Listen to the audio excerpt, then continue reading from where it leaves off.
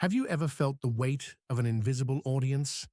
1,000 silent judges watching your every move, waiting for you to stumble? You choose your words not by what you want to say, but by how they might be heard. You make choices not for your own joy, but to avoid their whispers. This isn't just being polite. This is a prison, a cage built not of bars, but of glances and opinions and imagined criticisms. But what happens when you finally step out of it? Let me tell you a story about a man named Leo.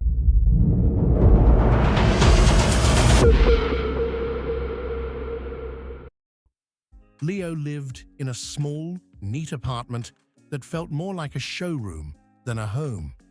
Every piece of furniture was chosen for its approval rating. The grey sofa. Sophisticated, his colleagues had said. The abstract art. Interesting, a date had once remarked. He couldn't remember if he actually liked it. His life was a performance. At work, he was the agreeable one, never challenging, always nodding. He laughed at jokes he didn't find funny. He stayed silent on opinions he held deeply. His own voice had become a faint echo, something he only heard when he was absolutely alone. And he was tired, a deep, bone-aching tiredness that coffee couldn't fix. It was the exhaustion of holding up a mask, day after day.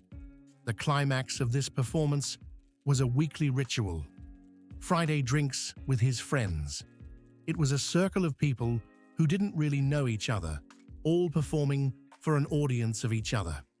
One evening, as Leo was getting ready, he caught his own reflection in the dark screen of his TV. He saw a man in a stiff shirt, forcing a smile, rehearsing a story he thought would be impressive. And in that moment, a thought, clear and cold, cut through the noise. Not tonight. It wasn't a shout. It was a quiet, definitive click.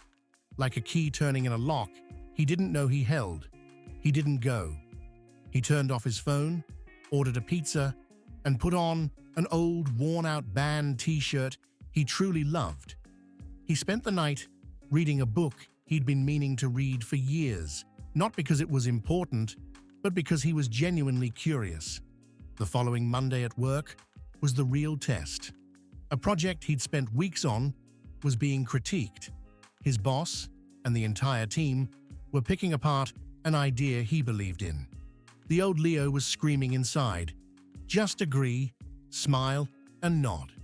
But the new Leo took a breath. He felt his heart hammering against his ribs, a frantic drum against the walls of his cage. And then he spoke. His voice was quiet, but it didn't shake. "I understand your points," he said, "but I believe in this direction. Here's why." He laid out his reasoning, not with aggression, but with a calm conviction he hadn't felt in years. The room went silent. He couldn't decipher the looks on their faces. Was it shock? Disrespect? He didn't know. And for the first time, he realized he didn't care. The outcome was secondary. The act of speaking his truth was the victory. He wasn't fired. He wasn't ostracized.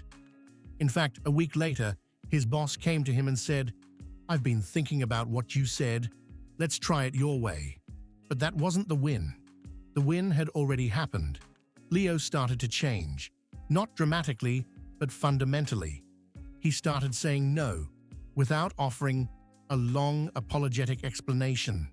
He started listening to the music he loved, even if it wasn't cool. He started going for walks alone. Not as a lonely man, but as a man enjoying his own company. He felt lighter, as if he had been carrying a bag full of stones his whole life and had finally set it down. The world seemed sharper, the colors more vibrant.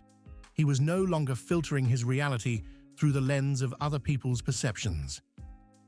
One rainy afternoon, he found himself in a small, quiet coffee shop. He was writing in a journal, something he'd started just for himself. He looked around and saw people living in their own worlds. A student studying, a couple whispering, an old man reading a newspaper. And he had a profound realization. No one was thinking about him. They were all the main characters of their own stories, just as he was finally becoming the main character of his. The prison wasn't built by them. He had built it himself, with their imagined opinions as the bricks and his own fear as the mortar. And the moment he stopped being the warden, the walls just vanished. So what is the practical lesson here?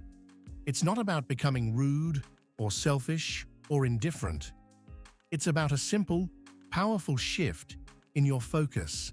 Stop living in the external courtroom of opinion and start building your internal home of self-respect. Your energy is a finite resource. Every watt you spend worrying about what they might think is a watt of energy stolen from creating a life you truly love. The world won't end when you stop performing. It will begin. You will find your people. You will find your voice. And you will discover that on the other side of that fear is a freedom so profound, so quiet, and so entirely yours that you'll wonder why you ever chose to live in a cage.